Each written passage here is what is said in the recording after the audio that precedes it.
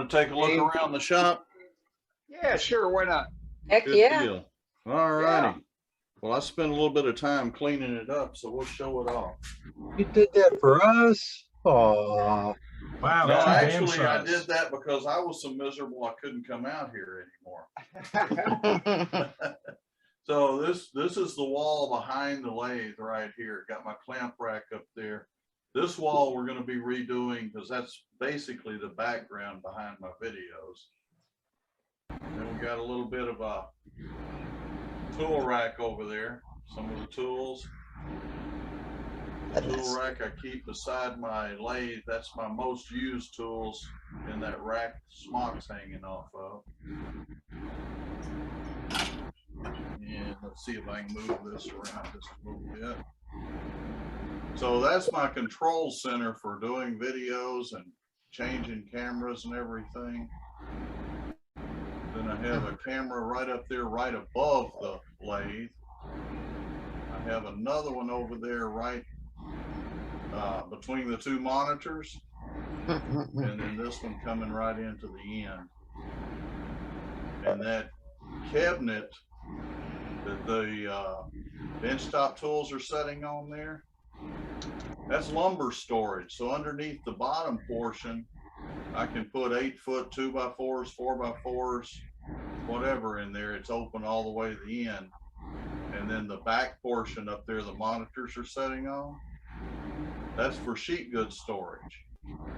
And you got about a foot and a half of area there that you can slide sheet goods in the back of that. And then let's see if I can scoot up just a little bit more and y'all can see this over here. If any of you have ever heard a Craftsman shop vac, you know how loud they are. So I built a box and you can see the piping running through. I've got it throughout the shop.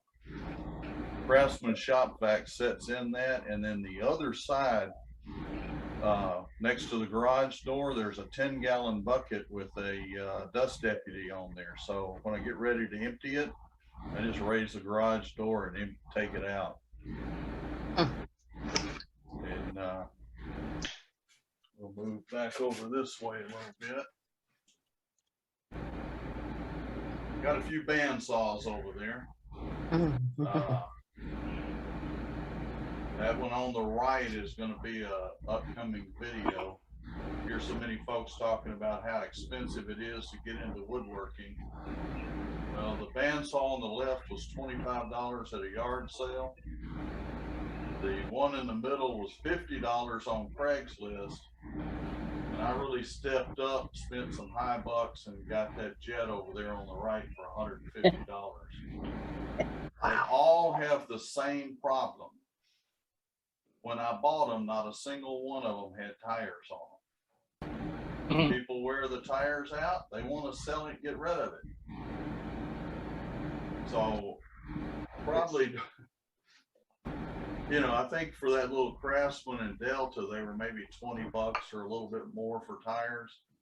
And that jet, I spent maybe 30 bucks on tires for it. And over in the corner, I've got cubbies for holding drills, nail guns, impact drivers, all that kind of stuff. My chop saw. Let's see if I can zoom in here a little bit. See the Delta shaper. Use that more as a router table, really, but. And then the second tool I ever bought, that Harbor Freight drill press there.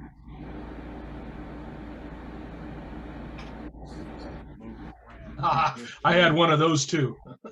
I'll tell you what, it's amazing for the price how well that thing has worked. Yeah, yeah, mine was a real workhorse. Went for years, no problems. Yeah. I only sold it because I got a bigger, better one. Right. And I've been thinking about that myself. Got the Jet 18-inch bandsaw. the Delta drum sander, Mhm. and the Craftsman table saw all feed out on this table. And that's a brand new purchase. I hadn't even had time to get it on yet, but that's a 17-inch extension for my one-way. Oh my. So I'll be able to turn 53 inches between centers. Now, I don't know when I'll ever turn 53 inches between centers, but Yeah, but it's nice to slide your tailstock out of the way sometimes too, though. exactly. I was thinking more of my elbow than anything else. Yeah. Now, Dean, I have a 17-inch extension for my one way, but I have it on the outboard side, and it gives me a short bed lathe to finish the bowls with. See, I have the outboard turning on my one way. So I can turn, I think it's 50 inches on the outside. I don't have that. I just have the extension. Little jet mini lathe, that's an upcoming video. That's a Craigslist find I picked up just specifically to do a video with. And this one right here, that is the evil machine in the shop. That's what got all this started. I was collecting fountain pens, and somebody told me if I got a lathe, I could polish my fountain pens better. So I bought that at an estate sale, and it came with pin turning stuff. I don't have to tell you guys what happened after that. Got hooked.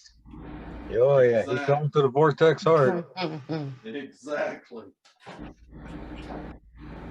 Sorry for making you guys a little drunk there with all that spinning around. One of the Oh, that's things I nothing did- compared to what I'm going to do. One of the things I did, I'm in a 20 by 20 garage, 2-car garage. So I built a wall right here, hung a clamp rack on the end of it there.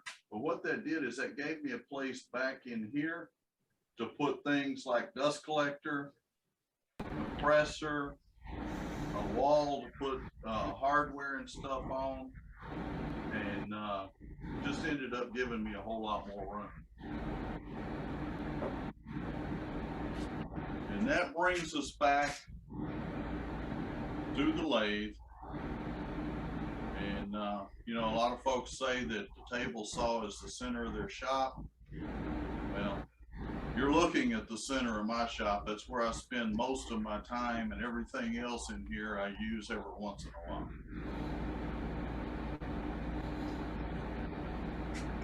Nice shop. Really Nice nice. job. So that's what I've managed to put together over the last, probably 10, 12 years for a shop. And so just wanted to share that with you guys while it was clean, because once I get this thing fired up again, it won't stay clean very long. That's good news. Sure, Well- Dean, I appreciate that. Not a problem, man. Let the fun begin. Well, I told the wife, I know y'all been asking for folks to share their shop, and I mean, I know I always like to see what everybody else has got and how they've got their shop laid out. So I told the wife, I said, while it's clean, I'm gonna take this opportunity.